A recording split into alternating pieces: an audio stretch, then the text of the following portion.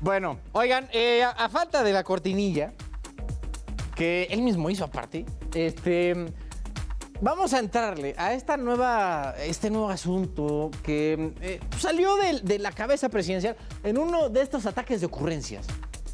Porque, como se ha exhibido, que en varias partes del sistema público de salud mexicana no tienen las medicinas necesarias para cubrir las recetas que se emiten, ¿no? Y luego, pues, digo, diferentes reclamos que se ha dado, ¿no? De niños con cáncer, de algunas mujeres que también necesitan tratamiento, Eso ha desembocado en la ocurrencia del presidente de crear una super mega farmacia en la Ciudad de México para atender todas estas necesidades. Falta ver si eso llega a ser posible e incluso deseable como política pública. Vamos a hablar de este asunto con el doctor Jesús Felipe González Roldán, es expresidente de la Sociedad Mexicana de Salud Pública y miembro del Cuerpo de Gobierno de la Federación Mundial de Sociedades de Salud Pública. Doctor, ¿cómo estamos? Bien, muy bien, a tus órdenes, Carlos. Oye, doctor, la primera, pues ¿cómo ve este asunto, esta propuesta de que ya va empezando, ¿no? a tomar un poco más de forma? Quién sabe cuándo esté lista, pero al final el tema de esta super mega farmacia de almacenes multinacionales con todas las medicinas del mundo. Mira, creo que aquí pudiera plantearse que puede ser una solución parcial a un problema en términos de distribución de medicamentos, pero el problema es más complejo que eso. Tiene que ver también con la adquisición oportuna de los medicamentos, con el tema de que se partió de una premisa falsa que se señalaba en el 2019, que el costo de distribución de los medicamentos andaba alrededor del 30-35%, cuando al final propios estudios de la Oficialía Mayor de Hacienda señalaban que iban entre de un 3 a un 5% del costo de medicamentos. Creo que aquí depende mucho cómo se quiera ver este almacén o cómo quiera que funcione y opere. Y el contar con un almacén grande de distribución te puede ayudar en términos de una logística, de una cadena de suministro que te permita dotar medicamentos de manera más ágil en algunos lugares o inclusive en algún caso en algún tipo de medicamentos que tienen poca escasa demanda en algunos puntos y que de repente se pudieran requerir. Creo que aquí lo más importante es que planteemos que los medicamentos tienen que estar en los centros de salud y en las clínicas de primer nivel donde se atiende el 95% de los padecimientos. Y creo que aquí la parte importante es que si se está planteando como una parte toral de una cadena de distribución, pues puede ser un planteamiento inicial lógico pensando en que luego tengas lugares de almacenamiento de tipo regional que te faciliten aún más la distribución oportuna y rápida de medicamentos. Es claro que hay medicamentos que señalamos que son esenciales o prioritarios que tienen que estar sí o sí en los centros de salud.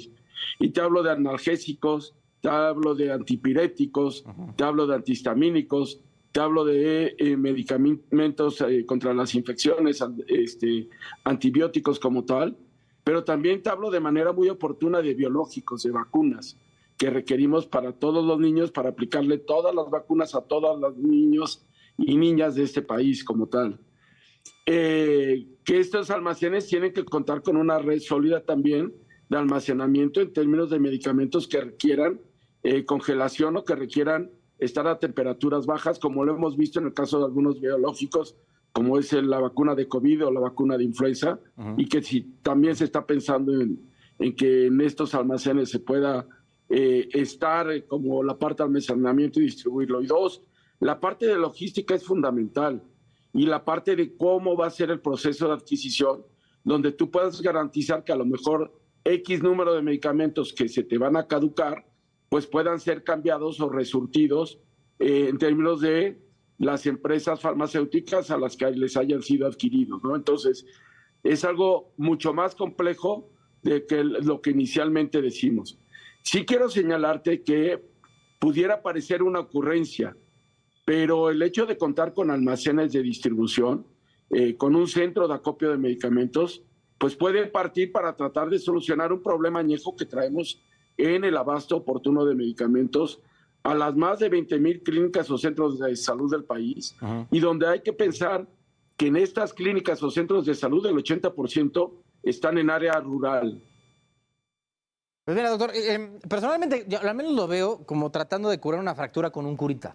Porque desde antes, o sea, cuando estaba en 2019 que hiciste referencia al tema de, justo el tema, que se peleó, ¿no? Con esto, bueno, y vetó incluso por sus pistolas a través de un decreto a la, creo que es de la Secretaría de Función Pública, que no le compraran a ciertos distribuidores porque pues así lo quiso Andrés, ¿no? Y a partir de ahí se fue dando diferentes eventos donde no se podían surtir el mismo nivel de recetas que se habían surtido desde antes.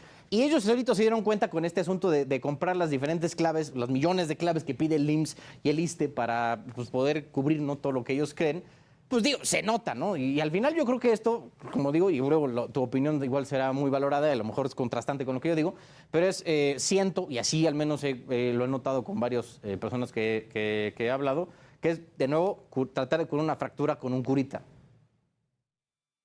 Fíjate, aquí la parte clave, y déjame comentarte que desde la parte de ciudadana existe el OCAMIS, hay una página específica para todo esto de abasto de medicamentos, que se llama ocamis.org. La Sociedad Mexicana de Salud Pública forma parte de esto.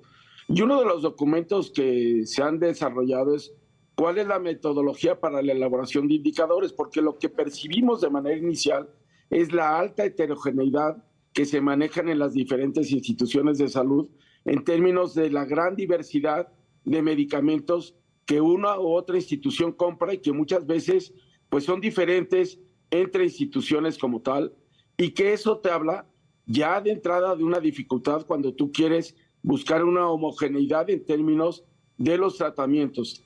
¿Qué quiero decir con esto? No es igual a lo mejor el tipo de analgésico que prioriza el Instituto de Seguridad Social y Servicio a los Trabajadores del Estado, el ISSSTE, o el IMSS, o los servicios estatales de salud. No es lo mismo a lo mejor el tipo de medicamentos que requieren las unidades de primer nivel de atención, donde se atiende el 95% de los padecimientos, o de los medicamentos que requieren un segundo nivel de atención, o los hospitales de especialidad. Si tú quieres tener un abasto completo de medicamentos en un primer nivel de atención, pues con 160 claves podrías tenerlo. En un segundo nivel de atención con alrededor de 500 claves, pero ya en un tercer nivel sí te vas a entre 1.500 o 2.000 claves, que aparte son los medicamentos más caros. Sí, pues son los más especializados, ¿no? Los más especializados. Entonces, por eso te digo, tiene que ver mucho con qué tipo de orientación le vas a dar a este almacén, cómo lo vas a hacer operar. Creo que esta parte que se señalaba el día de hoy en términos de poder disponer de medicamentos que 24 horas estén en alguna parte del país, pues creo que eso en términos de intención es muy bueno.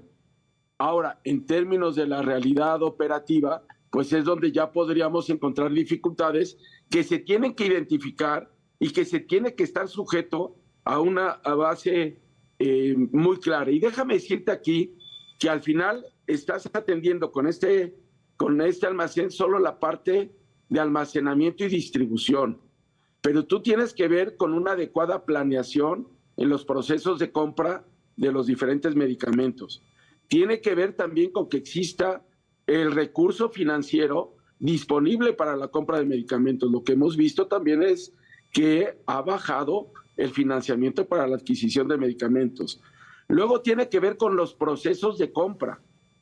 Ya que tienes los procesos de compra, que los procesos de compra, la entrega oportuna, y hay que señalar que en muchos de estos procesos fallidos, donde por ejemplo el de la UNOPS, una de las quejas que señalaba Canifarma es que tenían los medicamentos pero que no tenían dónde almacenarlos. Tú recordarás que eso se decía y entonces se establecían los contratos con los laboratorios y a los laboratorios les tenían que decir, ay, resguárdame el medicamento. Y luego lo que pasaba también es que el medicamento se caducaba en los almacenes de los propios laboratorios.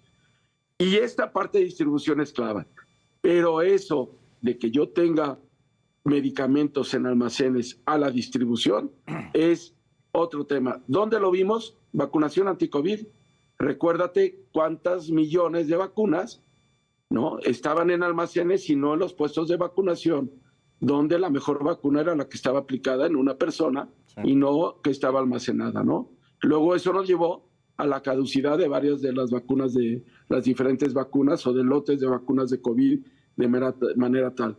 Y otro tema fundamental aquí tiene que ver con la farmacovigilancia, que el medicamento que ya almacenaste lo conserves en adecuadas condiciones para que luego cuando se le aplique a un paciente no tenga una reacción adversa o una reacción de rechazo, etcétera. Y por ende, tienes que tener un buen sistema de farmacovigilancia que te permite identificar qué medicamento le administraste a un paciente, de qué lote, de qué fecha de producción, de qué fecha de caducidad y de qué laboratorio pertenece como tal.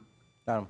O sea, de todo el asunto de la trazabilidad, ¿no? Que es súper importante para pues digo, cualquier tipo que se vaya a ingerir, ¿no? O tener un tipo de consumo humano.